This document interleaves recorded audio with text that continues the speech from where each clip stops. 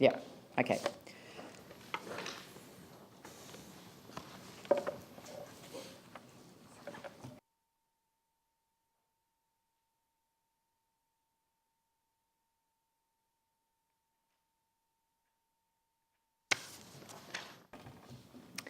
Right, so,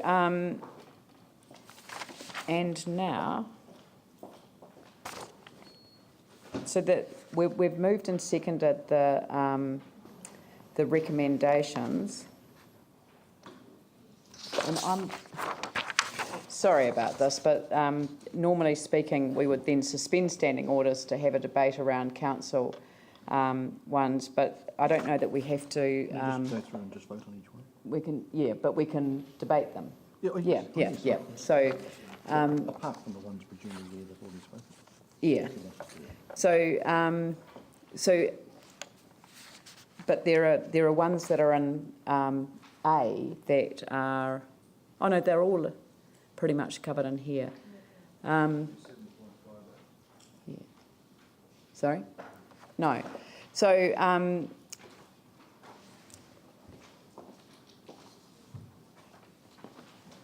Right, we're just circulating these.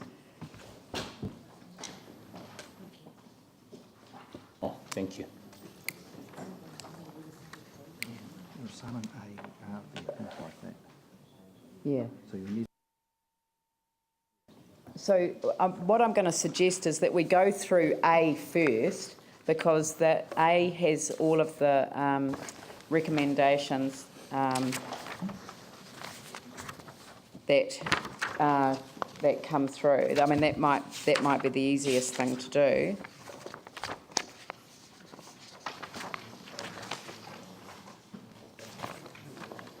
Well, except some of them have been changed too. So the flooding remissions, we've reviewed the amount of the flooding remissions. No, that's we've reduced the capital cost on that. So.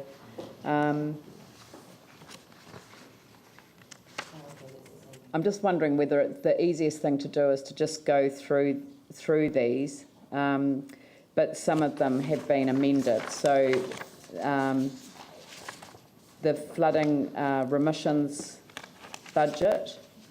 I mean, it's easier just to move each one and second each one. All right. So let's start off with the flooding remissions budget, but we have to be aware that I'm actually recommending that we change this. So. In Appendix A, it states that it's recommended that the council approve a further 0.11% increase in rates to cover the cost of flooding remissions, and we want to amend that to read approve a further 0.06% increase in rates to cover the flooding remissions, estimated at 200,000. And the reason for the change... Madam Mayor, I think that might be 0.05, the difference between the 360 and the 200. But if we work through and approve A under Appendix A, and then we subsequently go down the list of Appendix F and take the reduction, then we'll work it through as the total at the end. Okay. So I think it will be okay to approve the flooding remission and then amend it subsequently.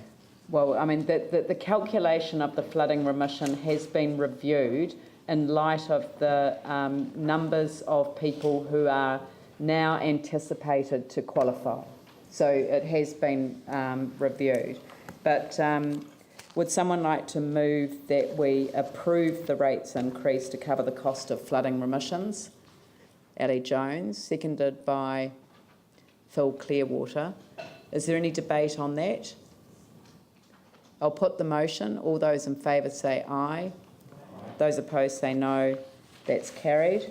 Would someone like to move that we extend the opening times of Templeton Pool by 1 week? Yes. Vicky Buck, Jimmy Chen. I'll put the motion. All those in favour say aye.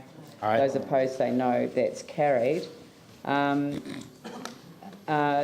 Would someone like to move that the council include additional money in the capital program for an extension to the tram route as per option 1A, and further investigate and consult on the later stages of the tram. Paul Lonsdale moved, seconded by Jamie Goff. Is there any discussion on that one? No. Any debate? I'll put the motion. All those in favour say aye. Aye. Those opposed say no. That's carried. That's the tramway. Sorry, the moving and second is above.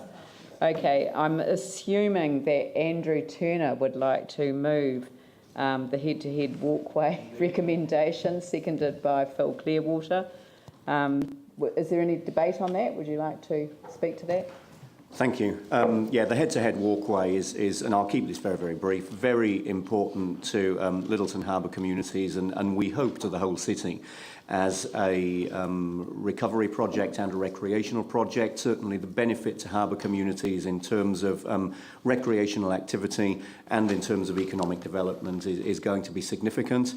And whilst the amount that's in the budget here isn't as great as the amount that was in the original 3-year plan, I certainly welcome the reinstatement of this amount in the budget. It allows us to get on with the job and to actually start implementing some of the planning work which has already been done, and allows us to plan for the next stage of the project as well. So this one has been a long time in the making, and I'm absolutely delighted to see the work of staff and the working group and of the community over a long time finally start to come to fruition in this next financial year. So I'd urge councillors to support this one.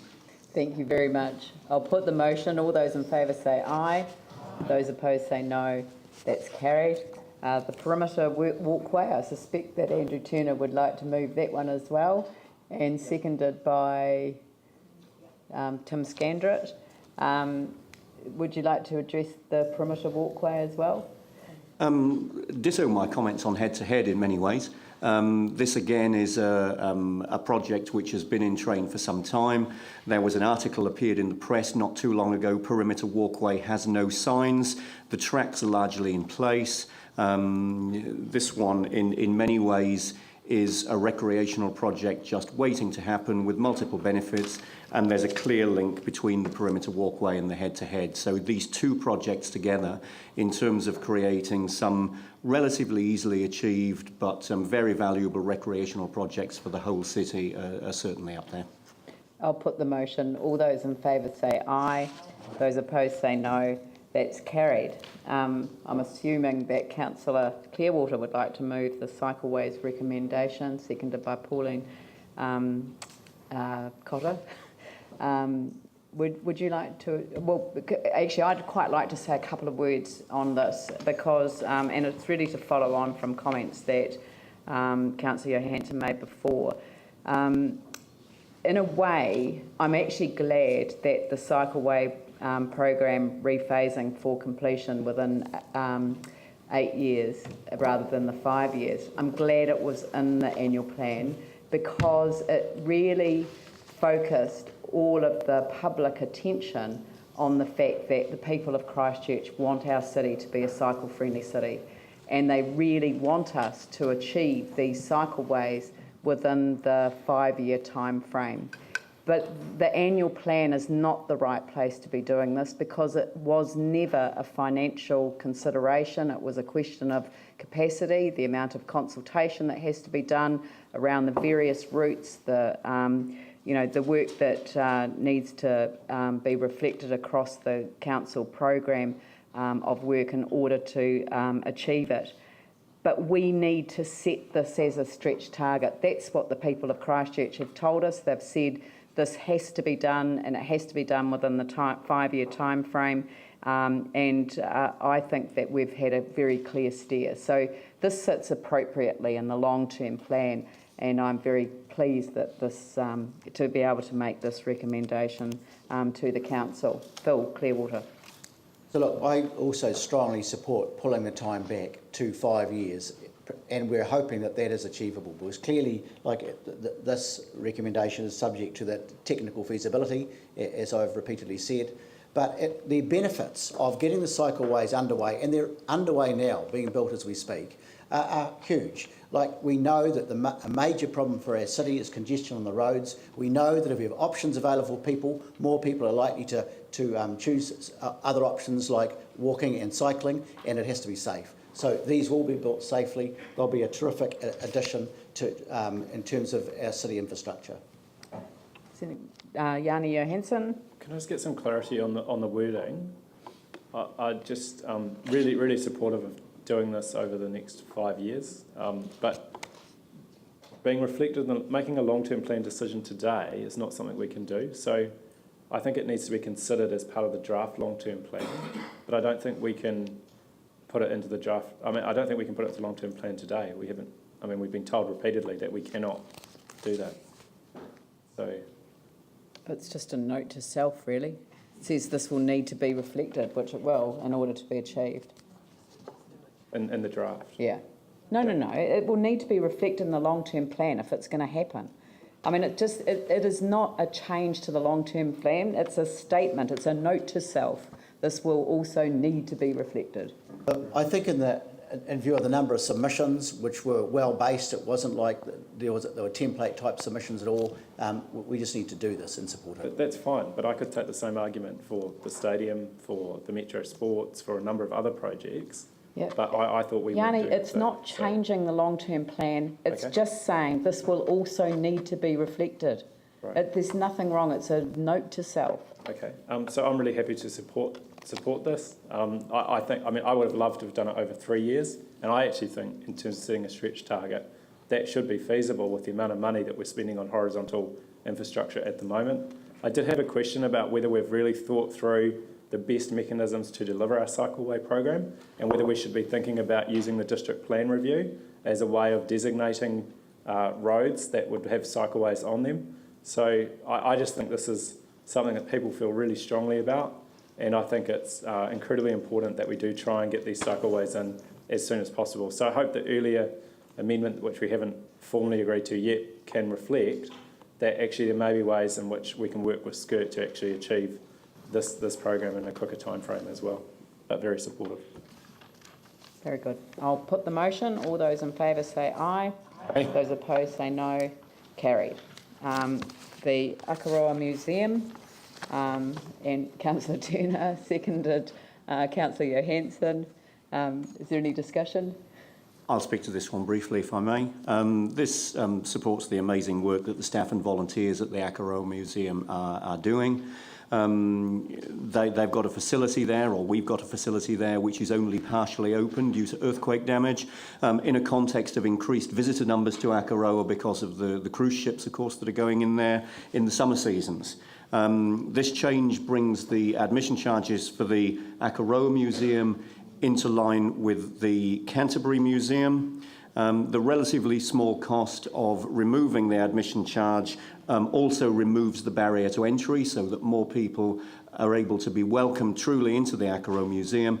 And it's noted that it's highly likely that the donation box referred to in the recommendation may in fact end up producing more income than the admission charge itself. So urge councillors to support. Jani Johansson.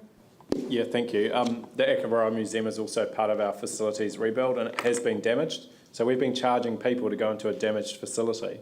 And I just want to take the opportunity to acknowledge the Minister for Culture and Heritage, Chris Finlayson, who the government have put together a contribution of $500,000 towards fixing the Akaroa Museum, and I do want to acknowledge publicly and thank the government for making that contribution. So I think this actually aligns really well with that we've got a facility that's going to be repaired and open to a large number of people, and we're waiving the entrance fee. And the point that Andrew made, I think, is really important. Actually, we know the Canterbury Museum, through work that's been done around entrance charges, have shown that actually it's much better to have free entry and charge for special exhibitions and enable people to acquire merchandise. So I actually think this is hopefully going to be not cost neutral, but close to it, and I think it's a really sensible way to go. We know that people were going to the museum and they're not going in the front door off the cruise ships and the increase in tourists that we had in Akaroa. So I just think if we're, again, investing in facilities to have them open, we need to make them as accessible as possible, and I think this is a really significant way of doing that. Yeah, no, well, I'll add, because I went on the same visit with Councillors Turner and Johansson, and we had a pretty powerful case put to us by the staff there, who do a sterling job on our behalf. And the fact that people, would come off the cruise ships, and for the sake of an entry fee, I'm sure they'd put a donation, a coin into the box, a donation box well positioned. It does attract pretty much the same sort of money. So I don't feel that there's any sort of kind of threat to this, other than reputational for keeping it on. So I'm very pleased with this one. I'll put the motion. All those in favour say aye. Aye. Those opposed say no. That's carried. Thank you. Who would like to move the recommendation on volunteers' cost of travel? Pauline Cotter, seconded. Andrew Turner. I would like to speak to this one, because I was just so embarrassed when the Volunteers Centre came to the council to make their submission, to say that they'd received advice that volunteer reimbursements, including travel to and from the volunteer's place of volunteering, was not able to be considered in a request for a grant under our Strengthening Communities. And if anything that we wanted to do to strengthen communities was to resource volunteers to give freely of their time, then I would have thought that this would have been it. So I did kind of indicate to them last week, when they had their volunteer recognition awards, that I would be seeking to address that in this year's budget, or this year's annual plan. I certainly couldn't indicate how the council would vote on it, but I felt very strongly that it was something that we had to remedy. So I'm hoping that this does get supported. Does anyone else want to speak to it? Pauline? I'd like to reiterate that the amount of volunteer hours that contributed to the running of our city, if you equate that to financial dollars, it's massive. And to reimburse some of their travel costs, which is often bus fares, is a small price to pay for the benefit that we receive. So thank you, I support it. Tim? The Spray and Heathcote Community Board had their community awards last night, and it's amazing to see the variations of volunteers in your community, and they are really the soul and backbone of our communities and hold them together, and they are wonderful, and it's great to see that this organisation is showing the depth of respect we have for these groups and individuals in our communities by supporting this. So thank you. Thank you. I'll put the motion. All those in favour say aye. Aye. Those opposed say no. That's carried. Recreation Centre hours. Who would like to move that? Vicky Buck, seconded David East. Anyone like to address that? David?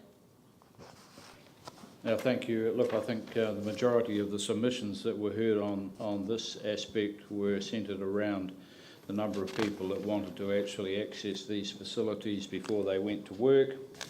I'm sure that will sit comfortably with our new Chief Executive as well. So for that reason, I really think this is a very smart move. It does appear that there are a huge number of people that access these facilities in the early morning period, particularly before they're going to work. So very happy to support this. Could I just add to that? I thought that the number of people who went swimming or to the gym at 5:30 in the morning was astonishing, actually. I don't quite get it, but I completely understand that people need to do that. And what came through incredibly strongly was the urgent need for additional recreation facilities in the city. Yeah. So what we have to leave open as long as possible, just so that as many people as possible can get access to recreation.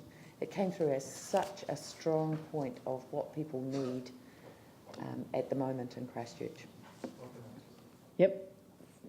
When I do manage to get there in the morning, the diverse age group from young to old is absolutely amazing, and that's something that kind of, I didn't think such young ones would be there so early in the morning, but it's when they train, so it's absolutely essential. Yeah, Ali. Thank you. I can't even remember what a gym looks like, but yeah, I endorse what Vicky was saying too, and I just wanted to also remind everyone the recent results from the It's All Right campaign and survey, which made it very clear that what a number of people are still or are doing in Christchurch who are still under stress as a result of EQC or insurance or house rebuilds or what have you, is they're basically, without sounding too flippant, letting themselves go and aren't doing the sorts of things that they perhaps were doing before in exercise, and which is a very important part of relieving stress. So yeah, I totally endorse keeping it open. And also I noted in the submissions there were a number of women who were able to go to the facilities because their partners, husbands, whoever, were at home at that time with the children, allowing them the time to go to the facilities. So I thought that was particularly significant too. Yeah, Andrew? Thank you. This also speaks to the point that Councillor Johansson made in relation to the libraries a little while ago. We've invested significant amounts of money in many cases in these facilities, and it makes sense to have them open for as many hours as we can. The strength of the submissions around this point was certainly notable. I know there are at least 3 of us around this table that are early morning gym users, 5 a.m, 5:30 a.m. start, and I know the value that that routine puts into my day. And certainly the strength of the submissions suggests that for other people as well. So, yeah, great that we're able to support this one today. Glenn, was that an indication you wanted to talk or just a me too?